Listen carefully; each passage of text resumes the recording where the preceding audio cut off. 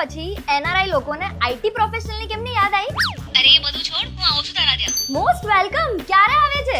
તારા ઘરમાં જગ્યા તો હશે ને મારા માટે? શું વાત કરે છે? બસ જસ્ટ હું ઓફિસ જવા માટે નીકળી જ રહી હતી ને તારો ફોન આવ્યો છે. ચાલ તને ઘર બતાવી દઉં. જો હું રહું છું રામેશ્વર સ્કાયમાં. આ છે મારો સુપર સ્પેશિયસ લિવિંગ રૂમ. આ છે મારો માસ્ટર બેડરૂમ અને મારા ત્યાં એક નહીં ત્રણ રૂમ્સ છે.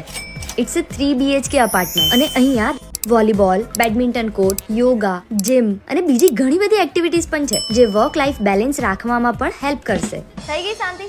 જોઈ લીધું ઘર? હા અહીંયા આવીશ તો તને બીજે ક્યાંય જવું નહીં ગમે. ચાલ હવે હું લેટ થાય છે, મને નીકળવું પડશે યાર. તને ખબર છે કે આઈટી વાળા કેવા હોય છે યાર. અરે પણ તારી ઓફિસ તો પ્રહલાદનગર છે ને? આઈ નો અહીંયાથી 10 જ મિનિટનું ડિસ્ટન્સ છે પ્રહલાદનગરનું, બટ લેટ તો થશે ને. હા બાય. ચલ બાય.